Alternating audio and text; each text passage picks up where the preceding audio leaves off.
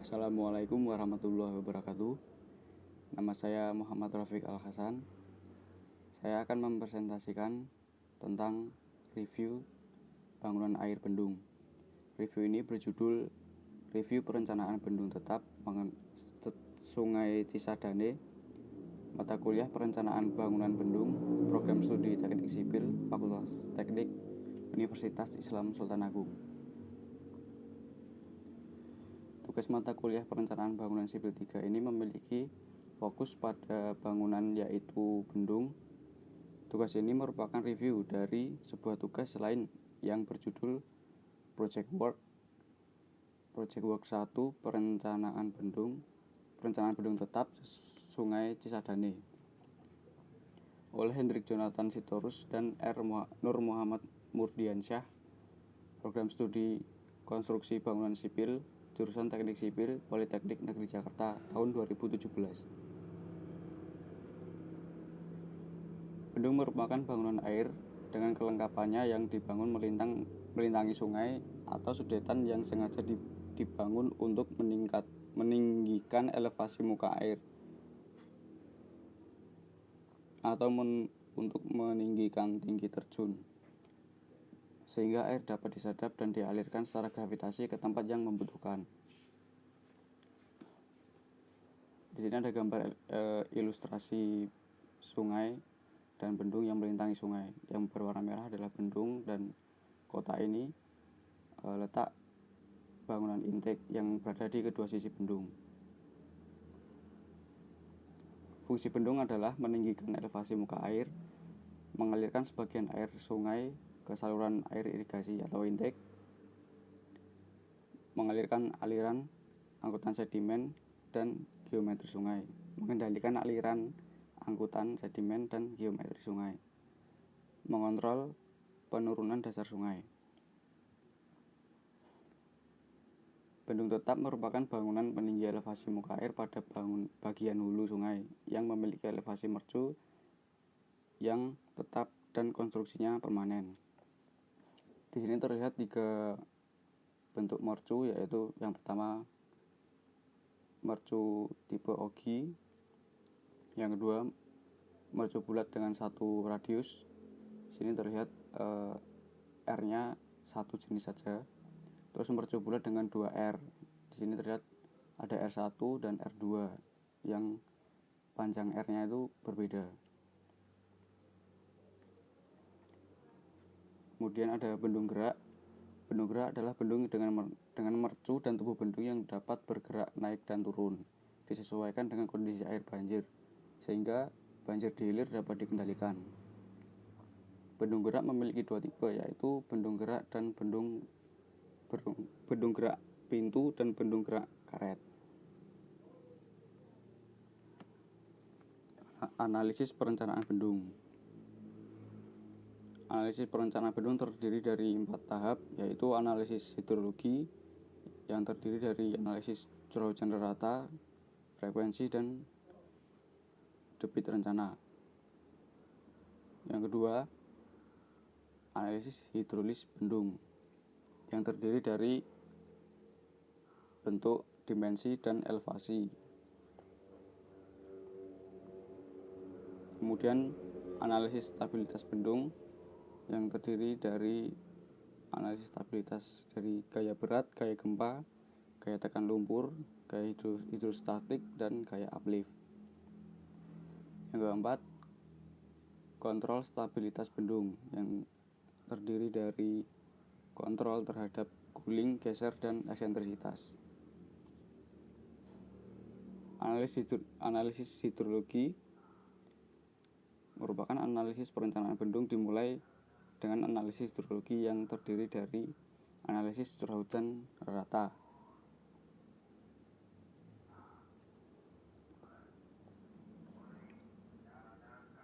kemudian ada frekuensi dan debit banjir rencana. Data yang diperlukan untuk analisis tersebut adalah data curah hujan yang pernah terjadi pada kurun waktu tertentu di daerah aliran sungai atau DAS yang berkaitan dengan lokasi yang akan dibangun bendung. Analisis hidrologi perlu dilakukan untuk menentukan besar debit banjir rencana pada periode ulang selama T tahun. Biasanya debit banjir rencana tersebut merupakan debit banjir terbesar pada periode ulang T tahun. Yang pertama, metode aritmatika.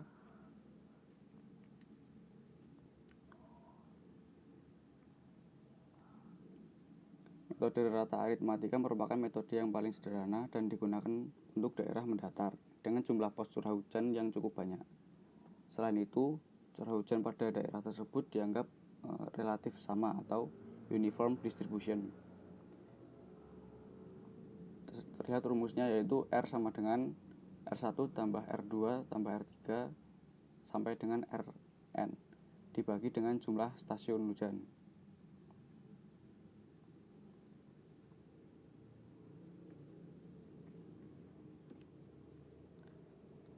Curah hujan rata menggunakan metode polygon Thiessen. Metode Thiessen digunakan jika curah hujan tidak merata dan jumlah stasiun curah hujan sedikit. Metode ini dilakukan dengan cara membuat poligon yang memotong tegak lurus pada pertengahan garis hubung dua pos penakar hujan.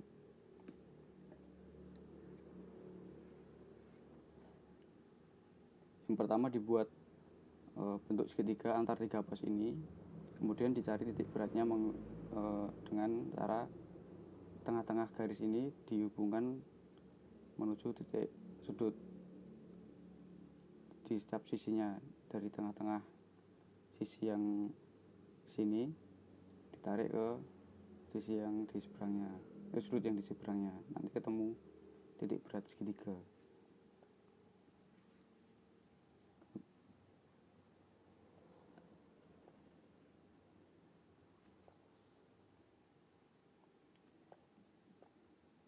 Rumus curah hujan rata-rata menggunakan polygon Thiessen. Curah hujan rata sama dengan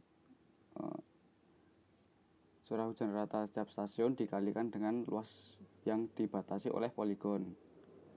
Jadi R1 dikalikan R1 ditambah R2 kali A2 tambah R3 kali A3 terus sampai Rn dikali An, kemudian dibagi dengan AT, yaitu area total.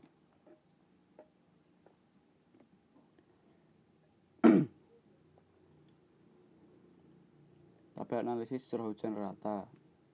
Di sini terdapat luas area dari Gunung Sindur, Parung, dan Rumpin, masing-masing 23,5828 dan Gunung Parung 563,2664 dan Rumpin 108,6875 satuan kilometer persegi.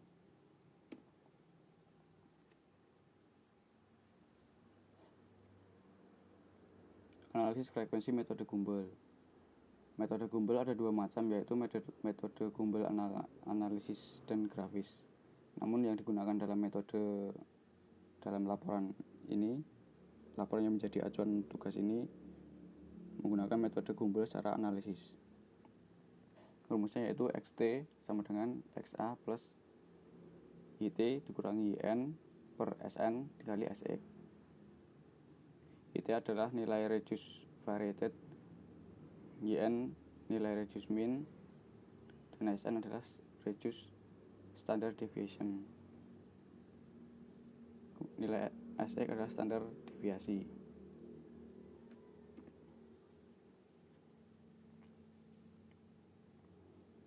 Dari analisis diperoleh nilai XA sebanyak 111,693, yaitu rata-rata dari curah hujan yang dipakai dari polygon Thiessen. Nilai XX, nilai YN, dan SN. Nilai YT dapat dilihat dari tabel ini. Kemudian tabel periode ulang metode Gumbel dengan besar curah hujan yang diharapkan dalam T tahun dapat dilihat pada tabel di bawahnya. Dengan periode ulang 2 tahun, 5 tahun, 10 tahun, 20 tahun, 25 tahun, 50 tahun, 70 tahun, dan 100 tahunan.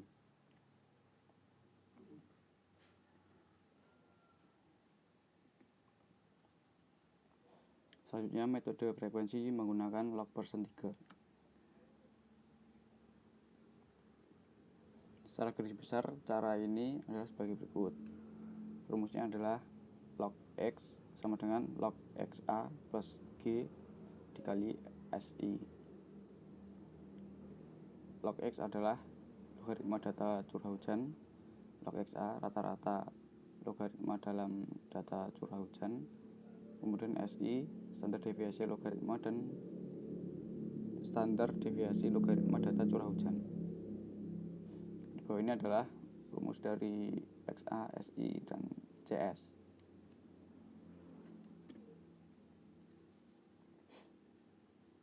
Berikut adalah tabel dari hasil perhitungan menggunakan analisis frekuensi metode log persen 3. Didapatkan rata-rata XA 111,6930, log XA nilainya 2,048, SI 0,09, dan CS negatif 0,8318.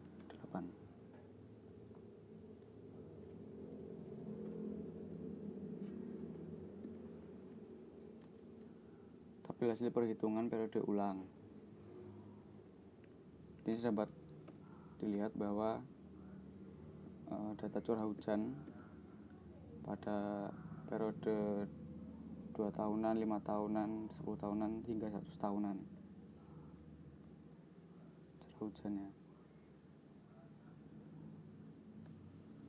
Kemudian analisis frekuensi metode Haspers menggunakan rumus RT sama dengan RA plus mu dikali XX dalam kurung. RT adalah curah hujan dengan periode ulang 1 tahun. RA adalah curah hujan rata-rata. Kemudian mu standar variable untuk periode ulang T. SX adalah standar deviasi untuk pengamatan selama N tahun.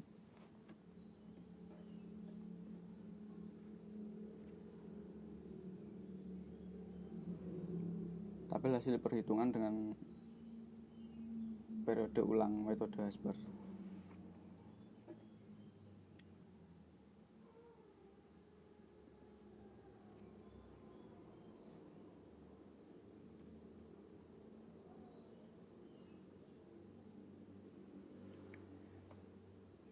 Analisis debit banjir rencana dengan menggunakan metode Haspers. Debit banjir rencana merupakan hasil analisis yang digunakan untuk menentukan atau merencanakan bangunan air yang berupa dimensi dan kekuatan bangunan air tersebut. Debit banjir rencana metode Haspers dihitung menggunakan rumus QT sama dengan alfa kali beta kali Q kali F. Alfa adalah koefisien runoff, beta adalah koefisien reduksi, F adalah luas area pengaliran atau catchment area. Q adalah intensitas hujan yang diperhitungkan.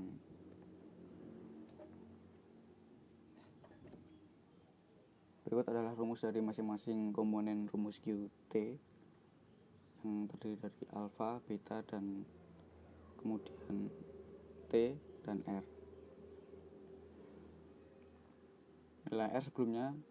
Nilai T sebelumnya sudah dihitung, yaitu di antara 2 jam hingga 19 jam, sehingga menggunakan rumus R sama dengan T kali R per T plus 1. Menentukan nilai Q menggunakan rumus Q sama dengan R per 3,6 T dalam kurung jika T dalam bentuk jam dalam satuan jam, dan Q sama dengan R per 86,4 T dalam kurung jika T dalam satuan hari.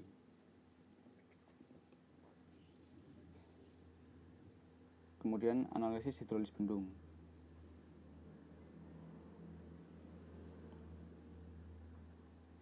Analisis hidrolis bendung digunakan untuk mengetahui dimensi bangunan bendung. dari perhitungan sebelumnya dan beberapa hal yang sudah ditentukan telah diketahui atau ditentukan beberapa hal sebagai berikut. Selain untuk mengetahui dimensi bangunan bendung, juga untuk mengetahui elevasi dari tubuh bendung sendiri dan elevasi dari muka air di hulu dan hilir saat banjir maupun normal. Data yang di bawah ini yaitu debit banjir rencana atau QD, lebar sungai 38 meter, kemiringan dasar sungai 0,046, elevasi dasar sungai yaitu 72, tinggi mercu sudah ditetapkan oleh tugas yang menjadi acuan yaitu 4 meter, tebal pilar beton 1 meter, panjang lantai muka sudah ditetapkan yaitu 40 meter, dan material tanah bawah yaitu campuran pasir dan kerikil.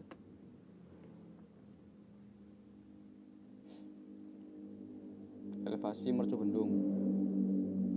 Dari data sebelumnya didapat lantai bendung,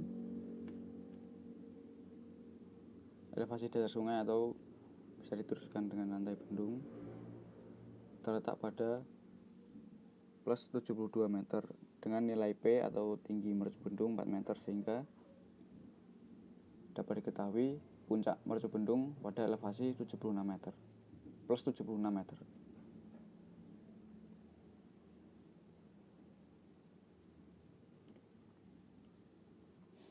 Lebar efektif bendung.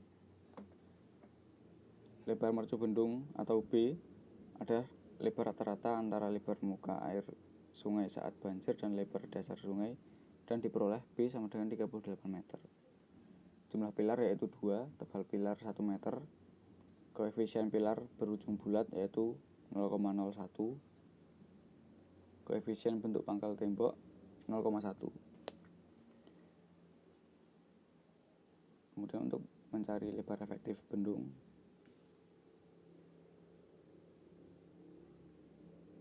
B dikurangi N kali T dalam kurung, dihasilkan lebar 36 meter. Kemudian lebar efektif bendung yaitu BM dikurangi 2 dalam kurung N kali KP plus KA dikalikan H1.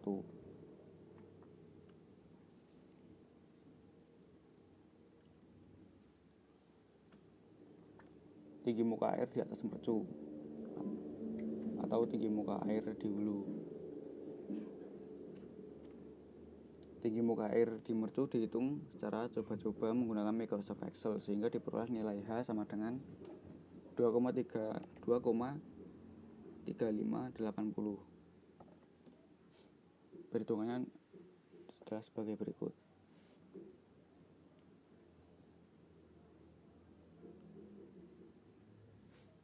Nilai H dalam lebar efektif bendung didapat dari sini. Nilai H dihasilkan 2,447.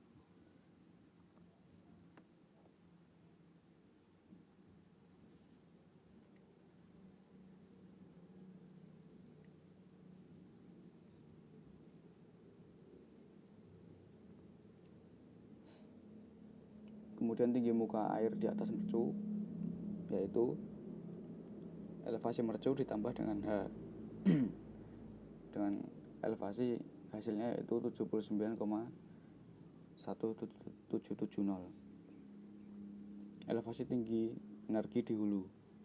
Elevasi tinggi muka air hulu ditambah dengan nilai K menghasilkan elevasi plus 79,3656 meter.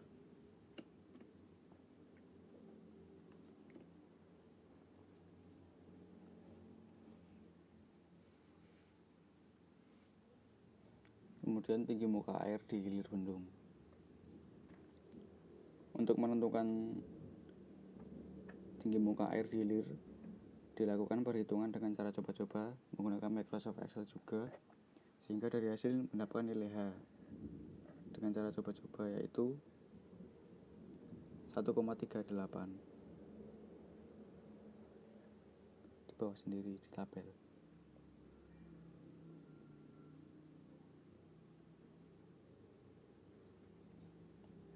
Menggunakan rumus Manning yaitu Q sama dengan KST dikali A kali R pangkat 2/3 kali S pangkat 1/2 dengan nilai KST 40, nilai S 0,046,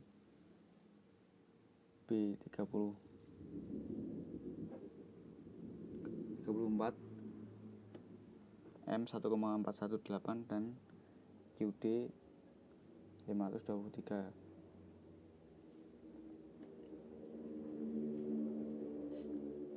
Tinggi muka air di hilir bendung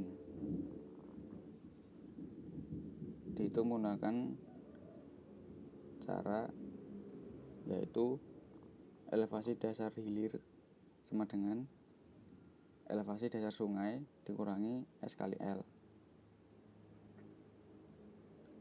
sehingga elevasinya plus 69,623.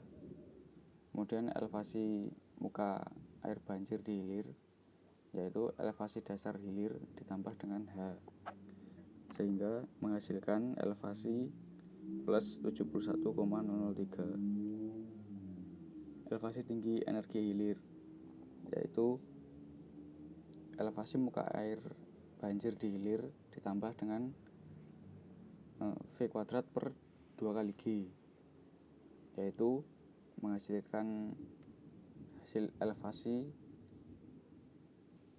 plus 76,217 meter.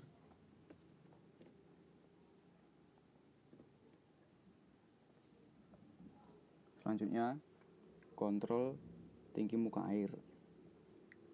Nilai H0 di atas mercu yaitu muka air banjir hilir dikurangi muka air normal hilir, dan nilai HD yaitu muka air banjir hulu dikurangi dengan muka air normal di hulu, dengan syarat H0 kurang dari 2/3 HD. Perhitungannya yaitu H0 elevasi muka air banjir hilir yaitu 71,003 dikurangi dengan elevasi muka air normal hilir yaitu 70,633, sehingga selisihnya 0,37.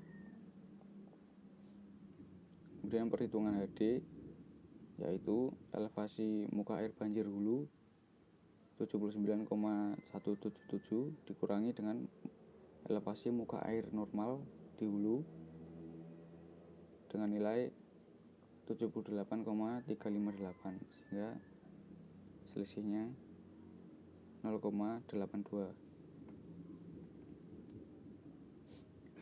Nilai H0 kurang dari 2/3 HD yaitu 0,37 yang kurang dari 0,547, maka tipe aliran tidak tenggelam.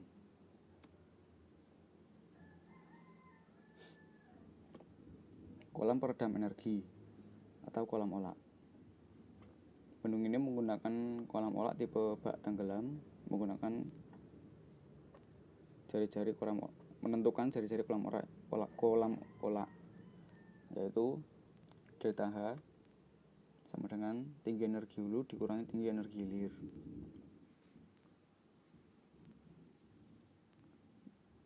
Sehingga nilai delta H 3,15 meter.